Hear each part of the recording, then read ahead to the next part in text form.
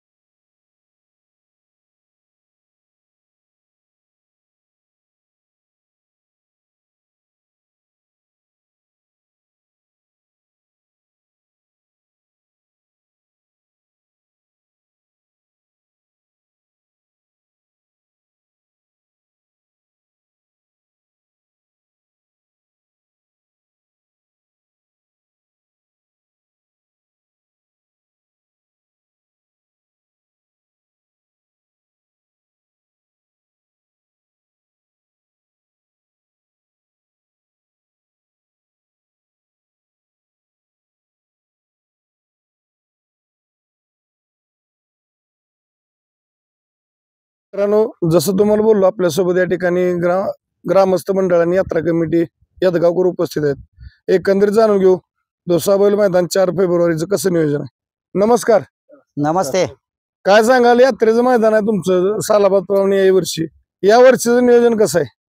मागील 20 ते 25 वर्षापासून आमच्या यतगावची अशी परंपरा आहे की यात्रेला मैदान आम्ही भरवतोय। बर, पहिला आम्ही 15 ते 20 वर्षापूर्वी दत्त जयंती निमित्त मैदान भरवत होतो। आम्ही या अलीकडच्या 10 वर्षात आता धर्मनाथ बीज उत्सव, मायाका भंडारा, खंडोबाई यात्रा या सर्व यात्रेनिमित्त, आमच्या ग्रामदेवतांच्या यात्रेनिमित्त आम्ही हे मैदान भरवतो। तर हे आजच्या मैदानाचं वैशिष्ट्य गेल्या 4 वर्षातील मैदानापेक्षा उत्तम प्रकारचं एक मैदान आहे। कुठलाही खडा धोंडा, कुठलाही खड्डा असं कुठेही तुम्हाला दिसणार नाही।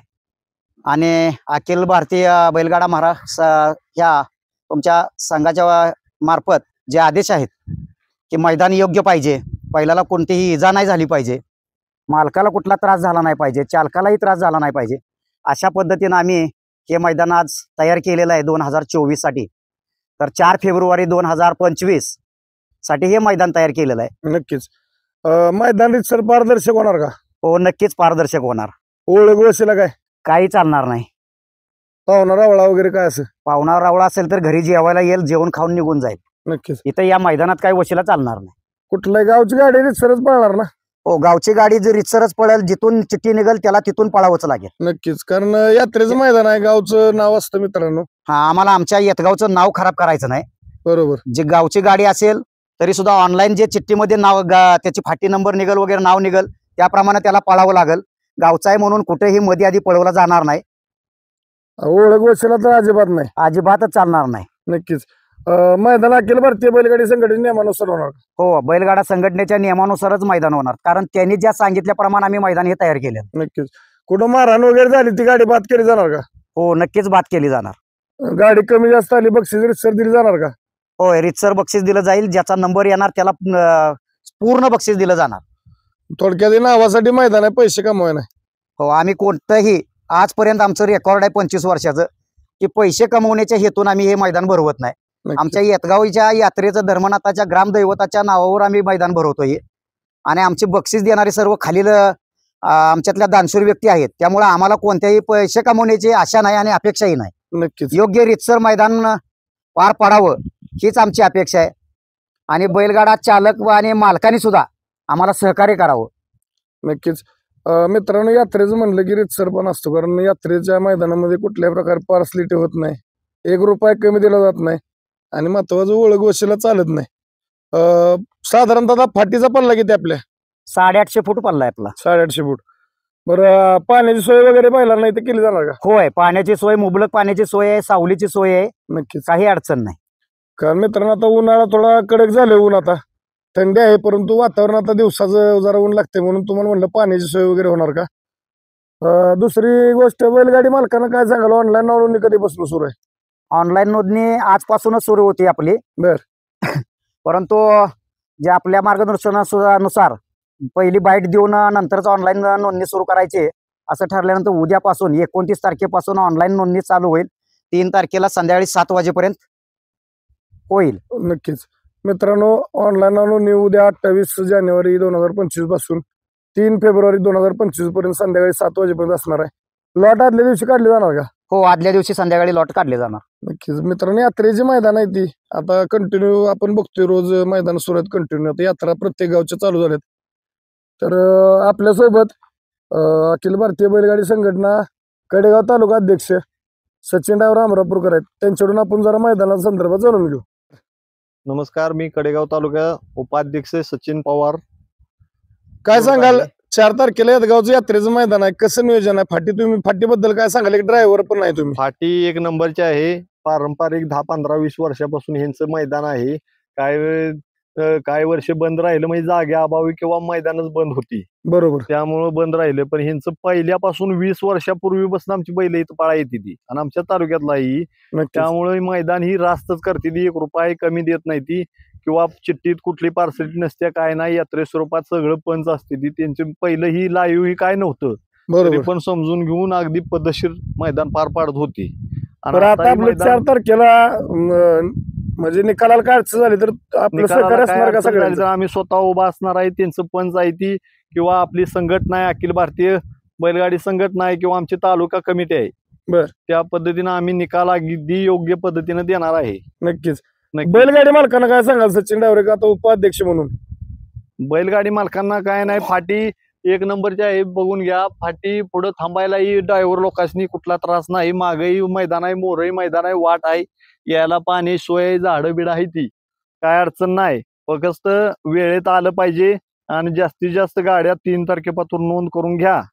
कमिटी सगळे त्यांनी ऑनलाईन नंबर अजून बॅनर टाकलेली, फेरचे 7-8 नंबर, त्याच्यावर सगळ्यांनी 3 तारखेपासून फुल गाड्या नोंदवून घ्या. संध्याकाळी 9 वाजता लॉट पाडले जातील.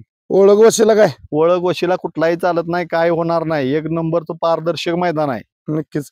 आणि धर्मराज केसरी मैदान आहे, पहिल्यापासून देवाच्या नावाने यांचं 1 नंबरच मैदान असते ना, हाय बी काय अडचण नाही. सगळं पंचमंडळी आहेत, पहिल्यापासून काही जुनी मंडळी होती, काय आता नवीन आहे ती पण मैदान 1 नंबरचं करते, काय अडचण नाही. नक्कीच.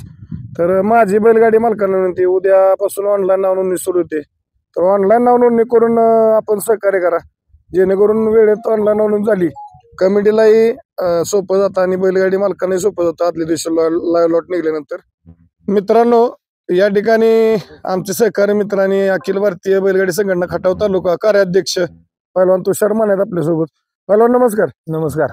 पहिलवान, इकडे कसं काय यादगावला, काय आम्हाला पहिलं ते सांगा. हे यदगाव म्हणजे आपल्या मासुरण्याच्या शिवदडीचं गाव आहे हे. बर. 15 दिवसात आमचे 1-2-3 चक्रा झाले ते इथं. बर.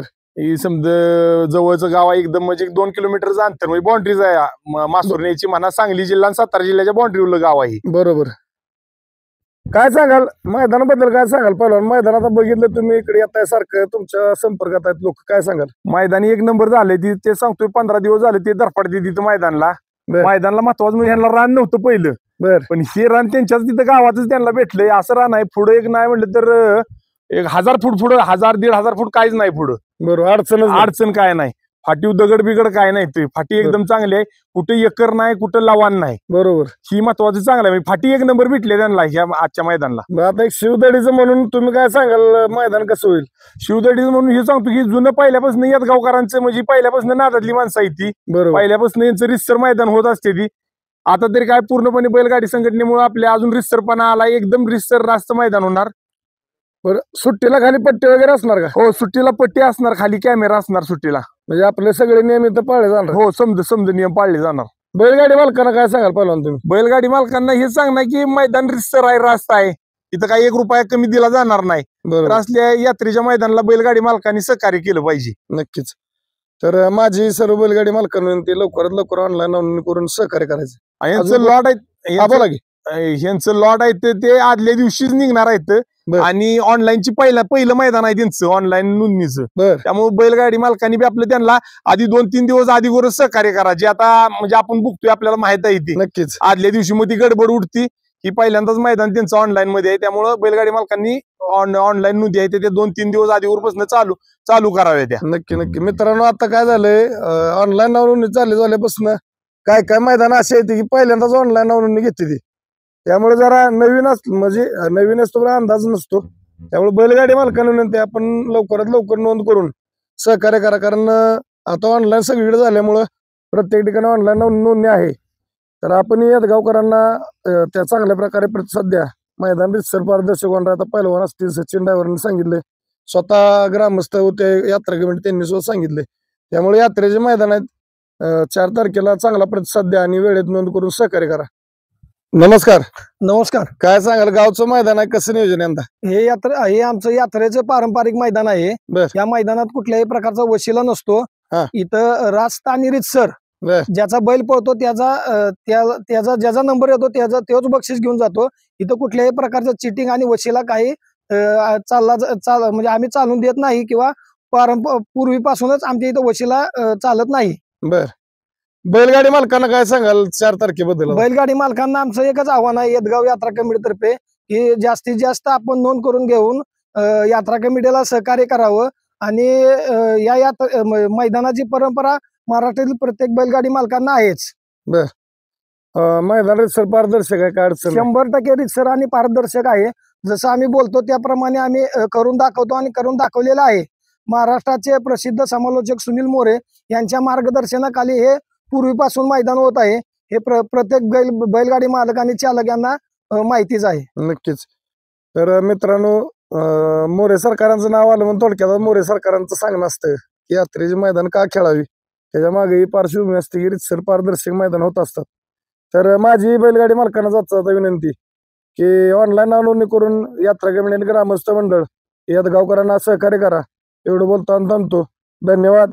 जय हिंद, जय महाराष्ट्र, जय जिजाऊ, जय शिवराय. बाळूमामांच्या नावानं चांगलं.